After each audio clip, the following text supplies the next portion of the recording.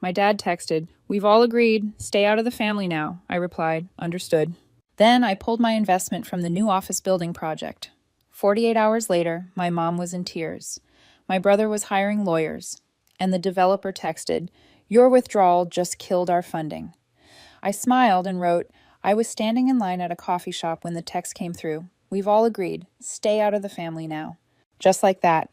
No punctuation at the end, like it was too urgent or too casual to finish properly. It was from my dad. Same man I helped out of a $400,000 hole 3 years ago when one of his trusted partners ran off with the company's payroll.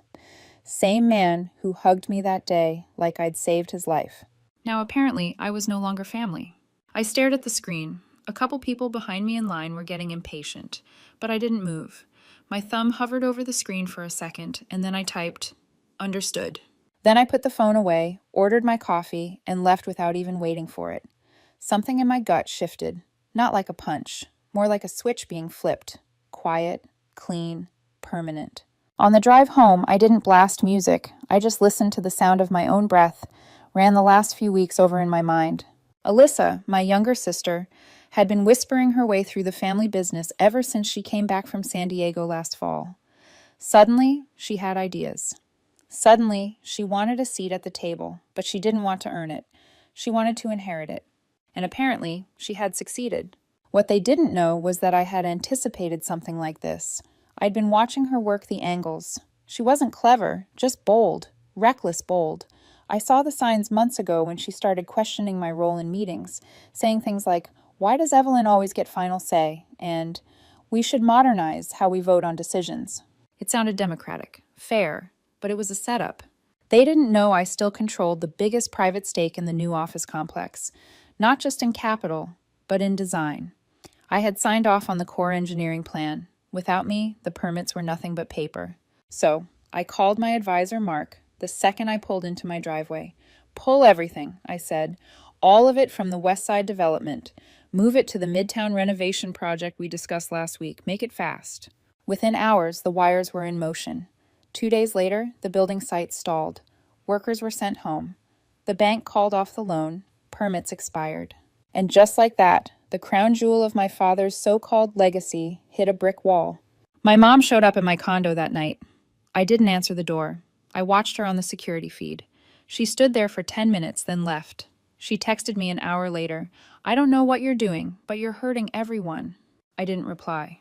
The next morning, Andrew, my older brother, sent a series of texts that looked like a toddler had smashed a keyboard. Then finally one that said, "Alyssa showed us your message. We know what you were planning. You were going to cut us out once the building went up." That stopped me cold. I never sent a message like that. And that's when I knew. She faked it. Alyssa actually faked a screenshot, a conversation that never happened. She lied and they believed her. They didn't even ask me. They didn't even check. That afternoon, the lead developer, Dan Myers, a guy I'd vacationed with once, messaged me in a panic. "Your withdrawal just killed our funding. Without you, the anchor tenant is pulling out." I waited an hour before I wrote back. My father said I should stay out of the family, so I did. No emojis, no punctuation, just facts. I could almost hear the sound of glass shattering in their world. And I hadn't even started yet. The silence was the loudest part. After I sent that message, everything went quiet. Not the kind of quiet you expect when people are mad. This was deeper, the kind that feels like a room has been cleared and nobody bothered to shut the door behind them for a day or two. Nothing. No calls. No emails. Not even the group chat updates about family dinners or board meetings. It was like I'd been scrubbed from existence. They didn't block me, they just deleted me. Fine, that gave me time. I met with a lawyer I trusted, someone far from the family's usual circle. I laid it all out for her. The text, the fake message, the ownership structure of the building project. She reviewed it, nodded slowly, then told me what I already knew. They had no legal case, but they were emotionally screwed. Pulling my investment had triggered a chain reaction. Dan, the developer, was relying on my capital to finalize the architectural plans and secure the loan. Without it, the permits lapsed. The tenants that had signed early letters of intent, gone. And since the rest of the family had leveraged other assets to guarantee their part of the investment, they were now exposed.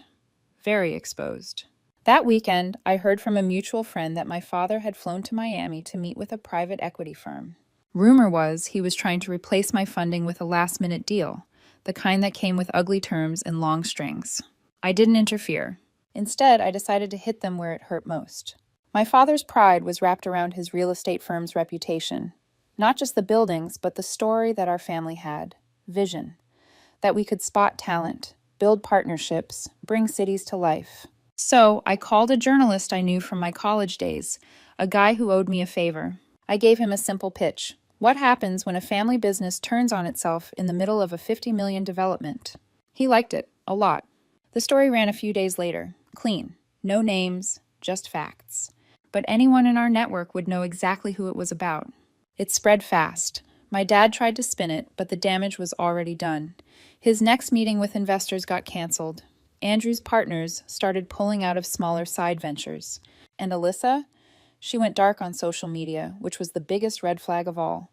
That girl lived for Instagram. Then something happened I didn't expect. My mom called again, but this time she left a voicemail. Evelyn, I don't know what you think happened, but this isn't a way to fix it. We're your family. Your father was just trying to protect what we built. Can't we sit down? That word protect stuck with me. Protect from what? I ran a reverse image search on that screenshot they claimed Alyssa had shown them. It wasn't hard. I found the original source within 5 minutes, a Reddit post from 4 years ago. Different names, different context, but the layout matched. The text had been edited. She'd copied and pasted a fake conversation, changed the names, and passed it off as proof. I still didn't say anything. Instead, I made another quiet move. I met with the anchor tenant of the now defunct office project, told them I had another development coming online within a year, one with better amenities and a stronger financial backbone. I walked them through the plans, offered a discount on the first 5 years. They signed a letter of intent on the spot. Then I had that letter sent directly to Dan Myers. No note, just the letter. He'd know exactly what it meant. The project they were trying to build with me, I just rebuilt it without them. Still no call from Dad, still no apology. They wanted me out of the family, so I stayed out. And they were beginning to understand just how much that was going to cost them. It had been 3 weeks since my dad sent that message, and every day since had been another quiet victory. The developer pulled out. The bank followed. Contractors stopped returning calls. The office complex they were so proud of was now an empty patch of fenced-in dirt with a project sign already sun-faded and flapping in the wind. No one wanted to say it, but the whole thing was dead. And the only thing keeping it alive had been me. Andrew tried to salvage it.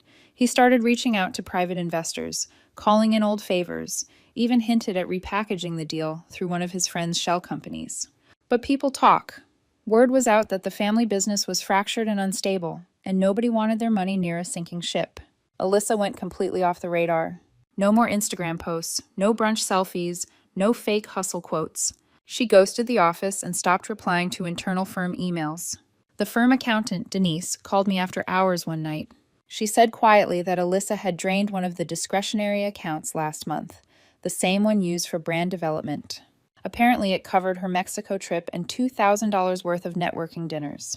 Denise only found out after someone else tried to book a flight with the company card, and it got declined. I didn't respond. I didn't need to. Instead, I made another move. There was a property next to my Midtown development, a narrow lot that used to be a laundromat. It had sat empty for 2 years because of a zoning issue. I bought it anyway, paid above market to push it through. A week later, I acquired a second permit. With both parcels, I could now expand construction to triple the original design.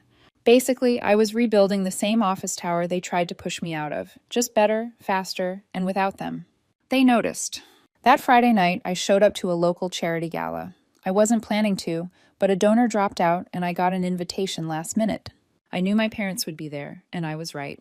My father saw me first. He was standing with 2 city officials, drink in hand, pretending to laugh at something. When he saw me, he stopped, just stared. No hello, no gesture, nothing. My mom came over about 20 minutes later. Her makeup was perfect, but her expression cracked just slightly. She asked if we could talk, said this wasn't how things were supposed to go. I told her I wasn't the one who decided that. She said they thought they were protecting the business.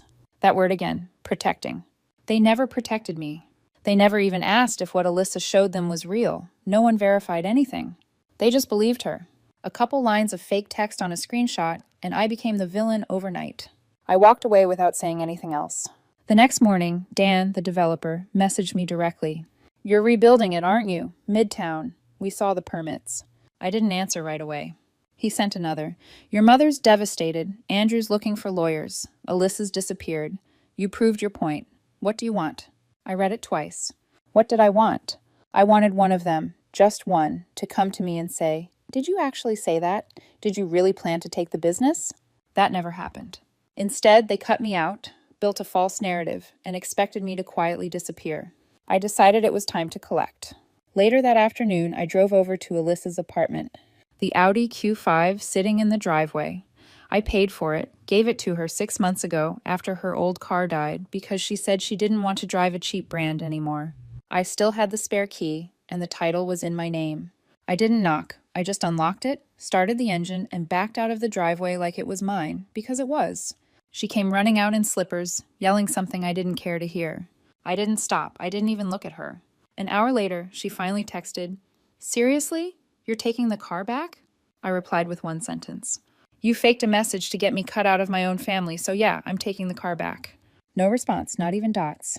By Sunday, I got a call from Travis, the junior partner, who was always more observant than he let on. "She moved back home," he said. "Back to your parents' house. The same house that had no room for you a few weeks ago."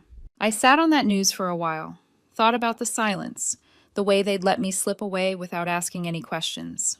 Now Alyssa was back under their roof, and suddenly, the truth wasn't so easy to ignore anymore. Something was about to break. And it wasn't going to be me. It was a Thursday afternoon when it happened. I wasn't there to see it in person, but I heard about it before sunset. My mother called 3 times in a row, which she hadn't done in weeks. I didn't answer. Then she sent a single text. "Please, it's not what we thought. Can you come by?" I didn't move. I sat at my desk in the Midtown office, the one they said I wasn't a part of anymore, and stared at the screen. 10 minutes later, Andrew called. That surprised me. We hadn't spoken directly since the fallout. His message just said, "She slipped up. Dad heard it himself." That got my attention. An hour later, I was in the driveway of the house I grew up in. The same house where I'd eaten Sunday dinners with people who no longer trusted me. The same house my sister had run back to after lighting the whole thing on fire. My dad opened the door. No smugness this time, no speech, just a nod. He stepped aside and let me in. The living room was quiet. My mom sat stiffly on the couch, hands clenched. Alyssa was nowhere in sight. Then my father said it. She admitted she faked the screenshot. He didn't look at me when he said it, just stared straight ahead like the words cost him something. Apparently, Alyssa had been arguing with him earlier that day. Something about control, the car, her contributions to the business. She got heated, slipped up, said something like, "She wouldn't have pulled out if you hadn't believed the message I made up." He froze, asked what she meant, and instead of backpedaling, she panicked and went on the offensive. Said she had to do it because I was taking over everything, and that it wasn't fair that I got the final word on the biggest deal. She admitted everything. My mom cried. My dad didn't. He just asked me one question. "Why didn't you say something?" I shrugged. "Would you have believed me?" He didn't answer. We sat there in silence.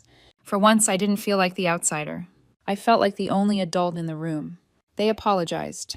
Not in the dramatic, falling to their knees kind of way. Just quiet. Honest. My mom said they didn't want to believe it, but it seemed so real. They saw the fake messages, heard Alyssa's trembling voice, and they convinced themselves it was true, that I was dangerous.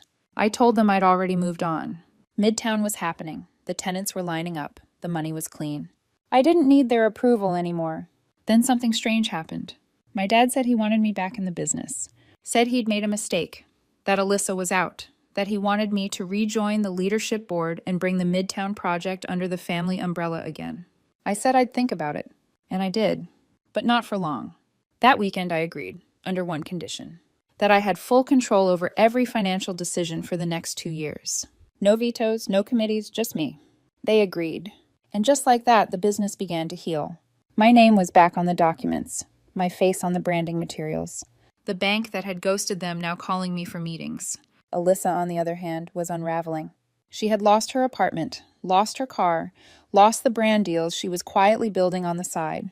And now she was living in her old room, while my parents, finally seeing things clearly, weren't shielding her anymore. That's when I heard the last bit. She demanded the villa. A few years ago, my dad had promised her a beachfront property in the Carolinas once the new office project was done. She tried to collect early, said she deserved it after all the stress she'd been through. My dad gave it to her, more out of guilt than anything. But now that changed. He revoked the transfer, told her she had to earn it, and just like that, her world flipped. No car, no house, no power, and I was back in charge. I thought that would be enough. But the best part, it still wasn't over. One morning, a week after I officially returned to the business, I drove to my parents' house to pick up some old files stored in the basement. My dad had texted saying they were where I'd left them 5 years ago, back when we were still building things together. I hadn't planned to stay long. But as I walked in through the back door, I heard Alyssa yelling from the upstairs hallway. "I'm not folding laundry. I'm not the maid." My mom's voice, calmer, followed. "Then maybe it's time you started acting like a daughter again." I didn't say anything, just kept walking. The shift had already happened. Alyssa was back under their roof, but she wasn't living in comfort. She was living in consequence. Every room echoed with it. The villa, gone. My dad reversed the transfer and listed it within 48 hours of finding out about the faked message. He didn't even tell her. She found out when the real estate agent called her by mistake to confirm the viewing schedule.